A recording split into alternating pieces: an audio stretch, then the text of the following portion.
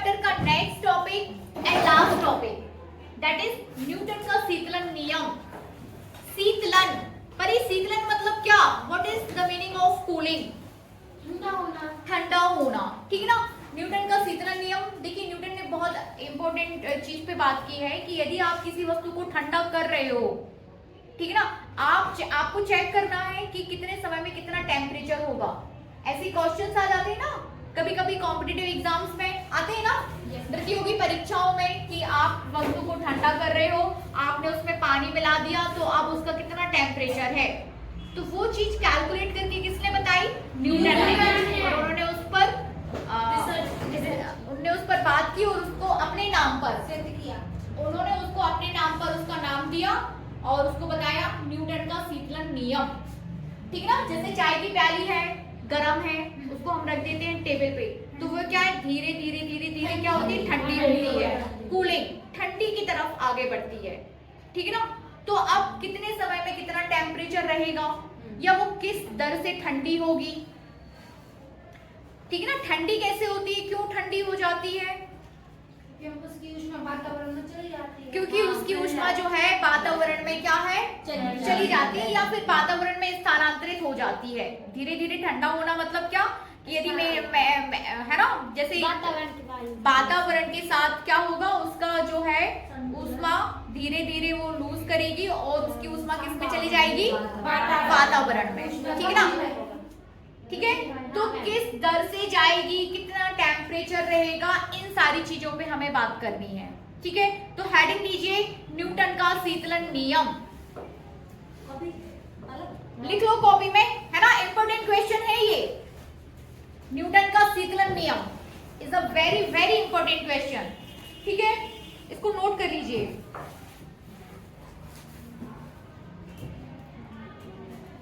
ठीक है, यदि एक बर्तन में, नोट करिए थोड़ा सा, यदि एक बर्तन में गरम जल है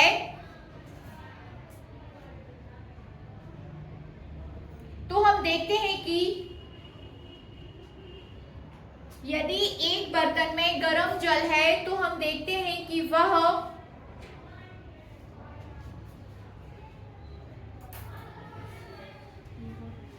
धीरे धीरे ठंडा होने लगता है, धीरे धीरे ठंडा होने लगता है, अर्थात गरम जल का ताप, अर्थात गरम जल का ताप धीरे धीरे कम होने लगता है,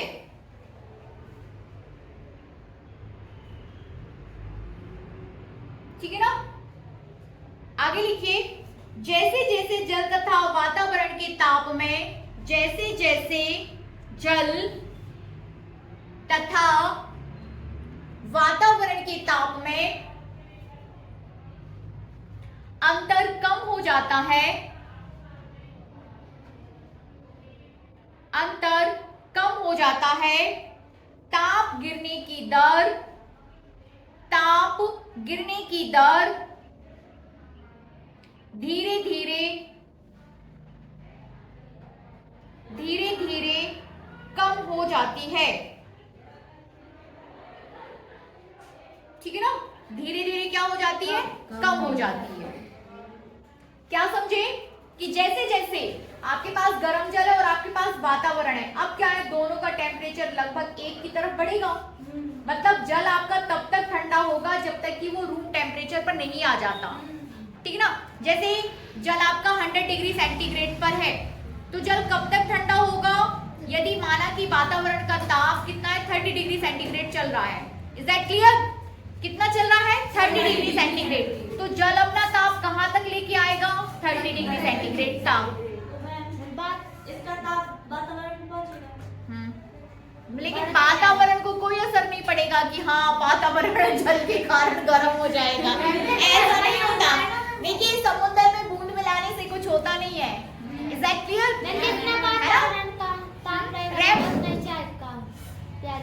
कैसा, जितना वातावरण का ताप है उधर ही तक ठंडा होगा जितना वातावरण था। जितना वातावरण का ताप 30 है। है तो चाय का टेम्परेचर 30 तक पहुंच जाएगा, ठीक है ना, 30 तक पहुंच जाएगा। मतलब आप रूम टेम्परेचर तक ठंडे होगे, जो वातावरण का ताप है ना आप वहां तक ठंडे हो पाओगे। मतलब गर्म प्याली या फिर चाय जो भी ना ना ना ना बहुत अधिक नहीं नहीं नहीं, गर्म पानी से आपके वातावरण का टेम्परेचर चेंज नहीं होगा। टेम्परेचर वातावरण के टेम्परेचर से आपका जो गर्म पानी है उसका टेम्परेचर, हाँ उसका प्रभाव उस पर पड़ेगा, इसका इस पे नहीं पड़ेगा। Is that clear? ठीक है, पानी को बहुत ही ज्यादा गर्म कर कितना कर लो, एक गिलास से कुछ फर्क नहीं पड़ने वाला। एक हाँ, गिलास नहीं, समुद्र के पानी से फर्क पड़ता है, ठीक है ना, समुद्र के पानी से फर्क पड़ता है, लेकिन गिलास के पानी से फर्क नहीं पड़ता, कोई चेंजेस नहीं आते। चलिए, तो आपने जो लिखा उसमें थोड़ा सा और आगे लिखिए। विकिरण द्वारा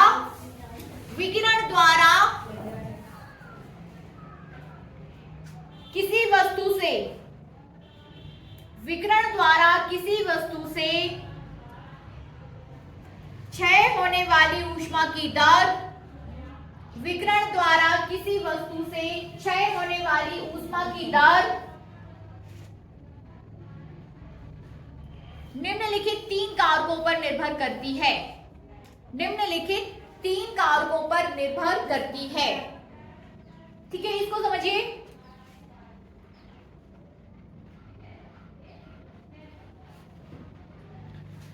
आपका देखिए ऊष्मा का स्थानांतरण हो रहा है, ठीक है ना, ऊष्मा का स्थानांतरण हो रहा है, किस विधि द्वारा हुआ?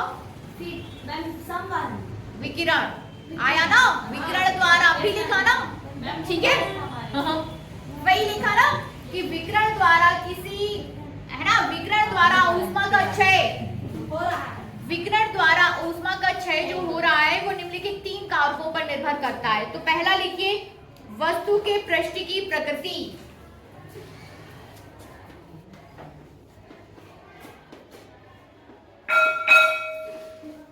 ठीक है ना, पहला कारक क्या हो जाएगा? वस्तु के पृष्ठ की प्रकृति।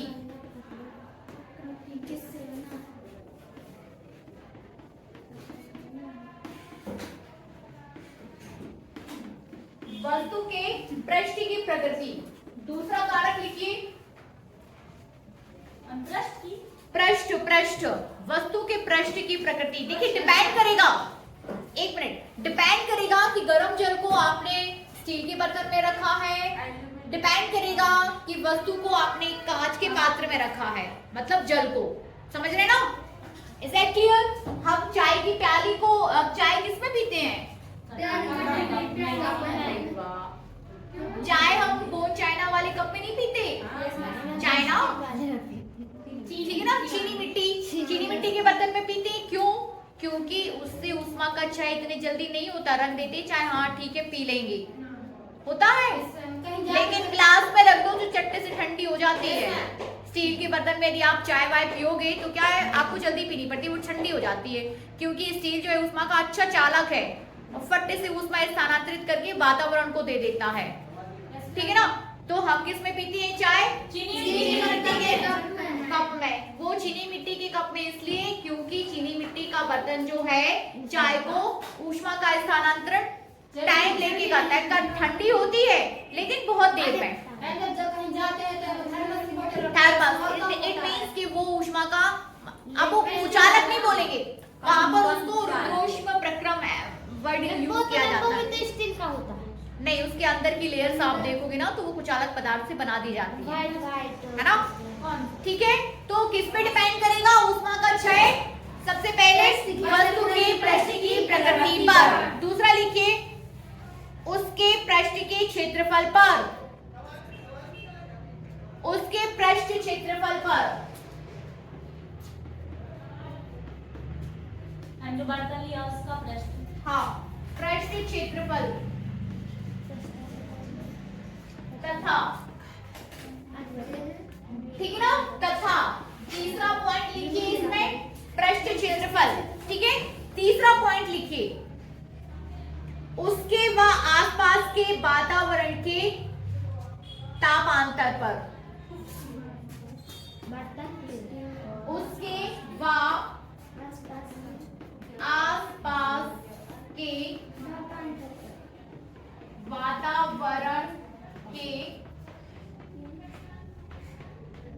तापांतर पर, उसके बाद आसपास के वातावरण के तापांतर पर।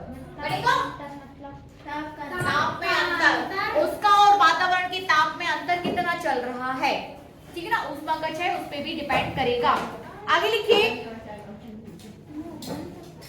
आगे लिखिए, न्यूटन के शीतलन नियमानुसार, लिखिए न्यूटन के शीतलन नियमानुसार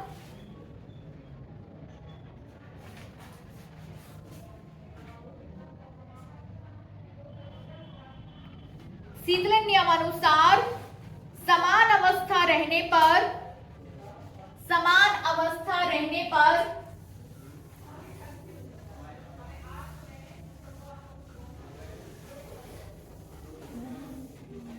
समान अवस्था रहने पर विकिरण द्वारा किसी वस्तु के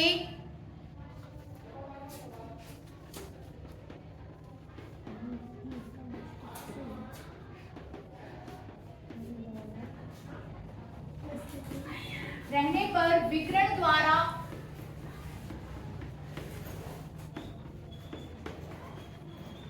किसी वस्तु के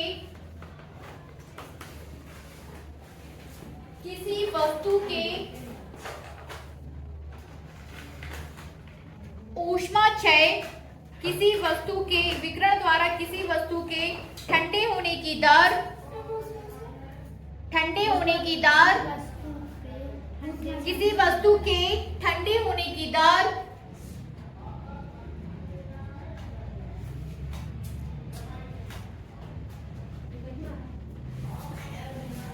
किसी वस्तु के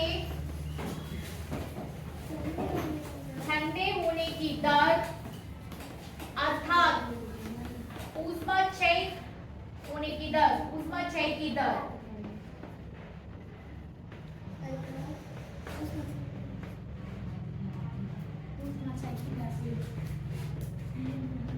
इनसाइड द ब्रैकेट लिखना है आपको कि ऊष्माक्षय की दर उस वस्तु और आसपास के वातावरण के, उस वस्तु और आसपास के वातावरण के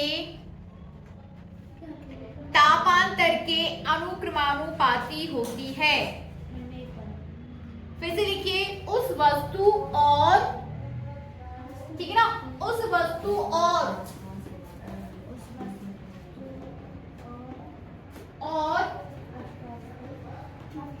आसपास के वातावरण के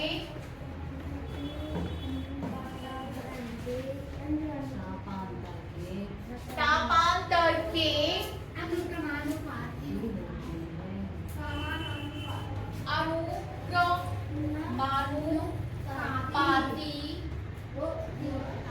होती है, ठीक है ना, अनुक्रमानुपाती होती है, ये है, ठीक है।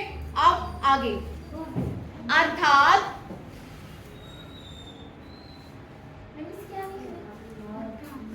लिखिए आगे, अर्थात वस्तु से ऊष्मा हानि की दर,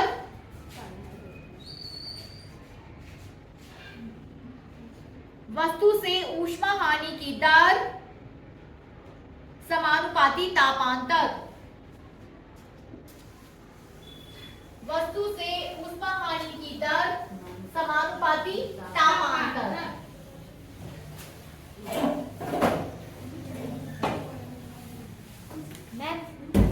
जैसे वातावरण का टेम्परेचर हमने नाप लिया कि 30 डिग्री है, और फिर उसके बाद किसी भी चाय, जैसे चाय है उसका भी 30 डिग्री ही का, उसका भी वो टेम्परेचर 30 डिग्री 30 डिग्री पे रहेगी, चाय पियोगे, कर दिया चाय आप, तो तापांतर से वस्तु से ऊष्मा की हानि नहीं होगी, नहीं।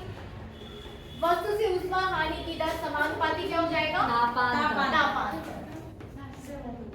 वस्तु से ऊष्मा हानि की दर समानुपाती तापांतर। तापांतर क्या है, वस्तु और वातावरण के ताप में अंतर।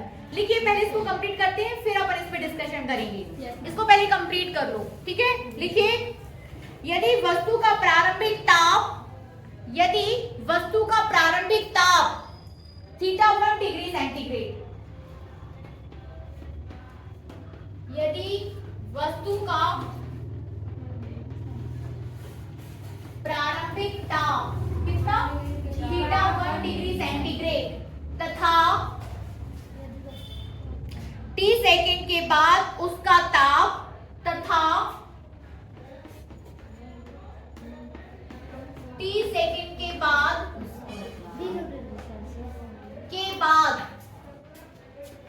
t सेकंड के बाद उसका ताप कितना हो जाएगा theta 2 degree centigrade theta 2 degree centigrade हो जाता है तो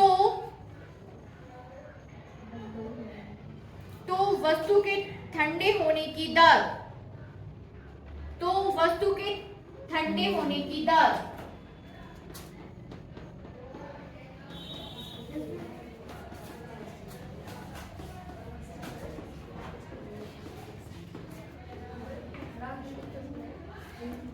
theta 1 minus theta 2 divided by t करिए complete theta 1 minus theta 2 divided by t आगे तथा वस्तु का माध्य ताप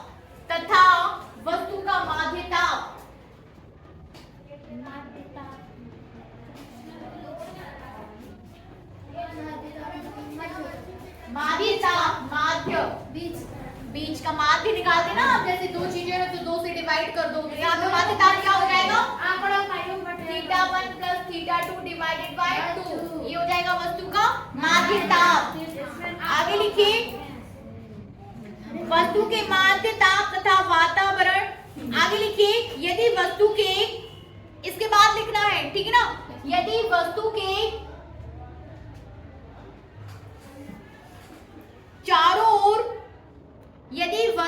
चारों ओर वातावरण का ताप यदि वस्तु के चारों ओर वातावरण का ताप थीटा 0 डिग्री सेंटीग्रेड है तो थीटा नॉट ठीक ना इसको साफ कर दें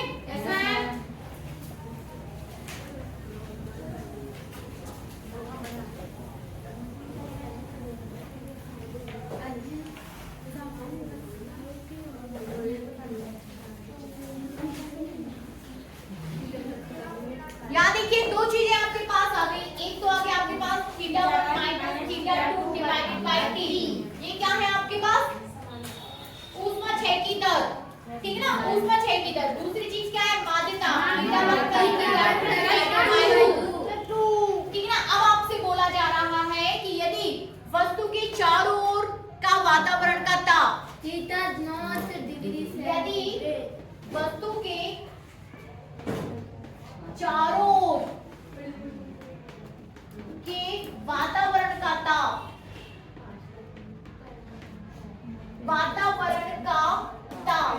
कितना ले रहे हो आप theta 0 degree centigrade theta 0 degree centigrade है तो अब आगे लिखिए तो वस्तु के माध्य ताप तथा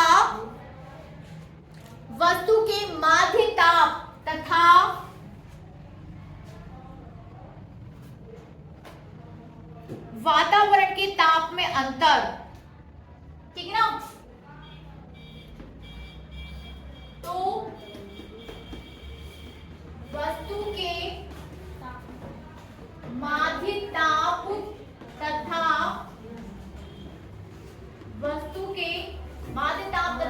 वातावरण के ताप में अंतर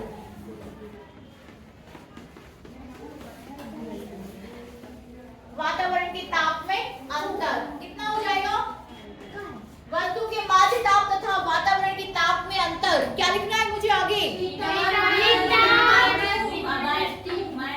माध्य ताप कौन सा है ये है वही तो बोला थीटा 1 प्लस थीटा 2/2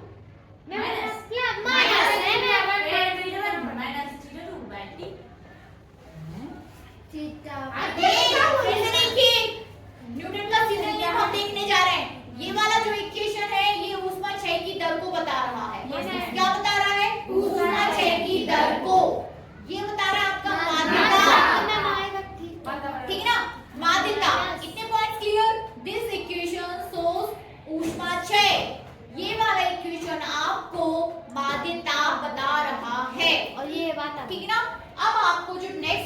करनी है वो ये है कि वातावरण, वस्तु और वातावरण के ताप में अंतर। तो वस्तु और वातावरण के ताप में अंतर हो जाएगा θ1 प्लस θ2 माइनस वातावरण का ताप। तो वातावरण का ताप कितना है? वातावरण का ताप θ0। ठीक है, अब वापस से आप न्यूटन का शीतलन नियम जो आपने वर्ड्स में लिखा है वो पढ़िए। कोई एक बच्चा खड़े होकर पढ़ेगा, सब लोग नहीं, कोई एक।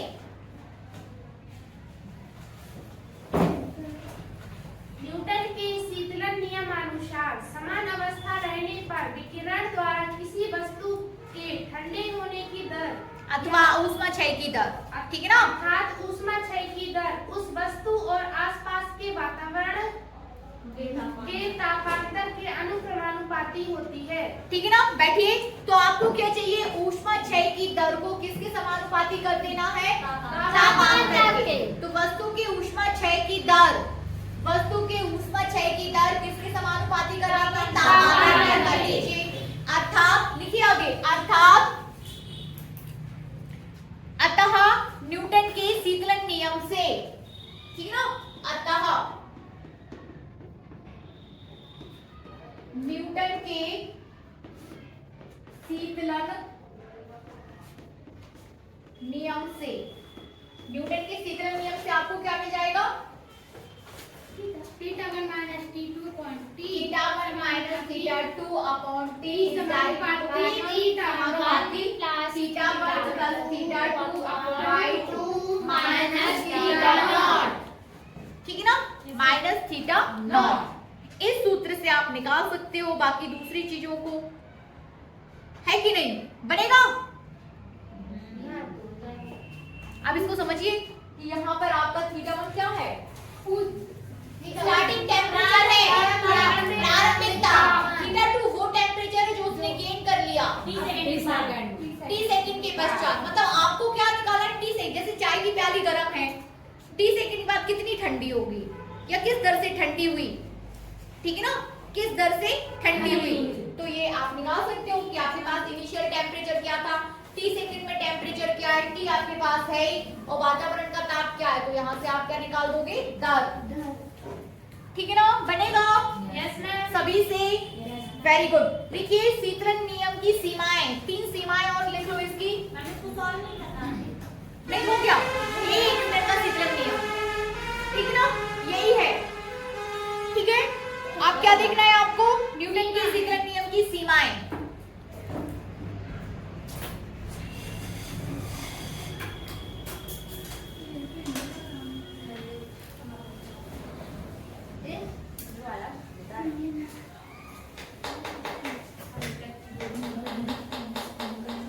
न्यूटन के शीतलन नियम की सीमाएं।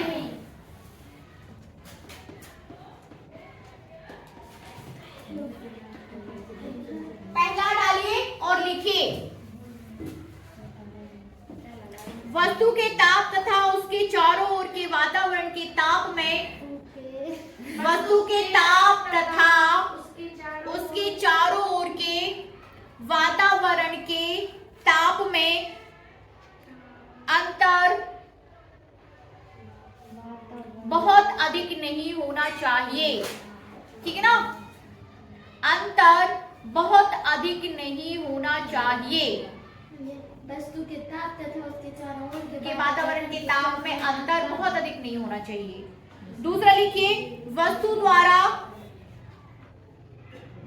द्वारा ऊष्मा की हानि,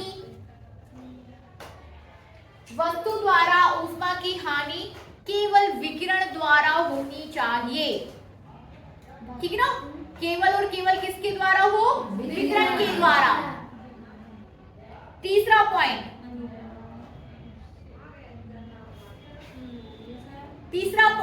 वस्तु की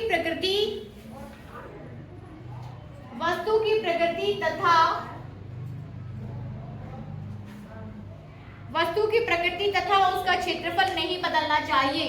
और पुश कर देना। स्पेसिफिक हीट, विशिष्ट ऊष्मा को और थोड़ा सा देख लीजिए। क्या कि यदि आप किसी वस्तु को गर्म कर रहे हो, समझ रहे ना? यदि आप किसी वस्तु को गर्म कर रहे हो तो उस वस्तु को गर्म करने के लिए है। Is that clear? आपको जो ऊष्मा की आवश्यकता है वो ऊष्मा जो है निम्नलिखित 3 कारकों पर निर्भर करती है।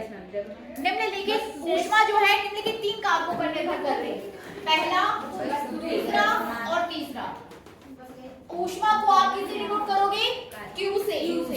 ठीक है ना? ऊष्मा को आप Q से डिनोट कर रहे हैं। ऊष्मा तो सबसे पहले ऊष्मा किस पर निर्भर कर रही है? कि वस्तु का द्रव्यमान कितना है। दूसरी बात किस पर निर्भर कर रही है? ताप में वृद्धि पर। इक्वेशन फर्स्ट, इक्वेशन सेकंड और ये हो जाएगा आपका इक्वेशन थर्ड। ताप में वृद्धि पर। और जो वस्तु जिस वस्तु को आप गर्म कर रहे हो वो किस पे निर्भर करती है? प्रकृति पर। वस्तु की प्रकृति पर। ठीक है ना? प्रकृति पर। प्रकृति मतलब किस चीज से? ठीक है, तो from equation first and second आपको क्या मिल जाएगा? Q is directly proportional to M delta T. Q is directly proportional is equal to the C M delta T. यहाँ पर C आपका क्या हो जाएगा? नियतांक। ऊष्मा नियतांक। ये C आपका विशिष्ट ऊष्मा नियतांक है। ऊष्मा नियतांक है और इसे ही आप विशिष्ट ऊष्मा कहते हो। इसको किस तरीके से परिभाषित करेंगे? यदि m equals to 1, एक काम है ना, m equals to 1 kg और उसका तो C equals to क्या आ जाएगा? ऊष्मा। C क्या हो जाएगा? ऊष्मा। अब ये C आपका विशिष्ट ऊष्मा है। अब पहले वो ऊष्मा नियतांक था, अब क्या हो जाएगा? विशिष्ट ऊष्मा। तो एकांक द्रव्यमान का ताप 1 डिग्री सेंटीग्रेड बढ़ाने के लिए आपको जितनी ऊष्मा की आवश्यकता होगी वो ऊष्मा विशिष्ट ऊष्मा कहलाती है। बनेगा? वो ऊष्मा आपकी विशिष्ट ऊष्मा कहलाती है। ठीक है, इसके बाद आपको देखना था कि ऊष्मा प्रवाह की विधियां, ऊष्मा स्थानांतरण की विधियां, तो वो आपकी चालन, संवहन और व्यतिकरण। ठीक है, चालन, संवहन और व्यतिकरण। क्या क्या क्या? चालन, संवहन, व्यतिकरण। ठीक है ना? क्या हो जाएंगी? फिर से बताइए। चालन, संवहन, व्यतिकरण। ठीक है ना? चालन, संवहन और व्यतिकरण।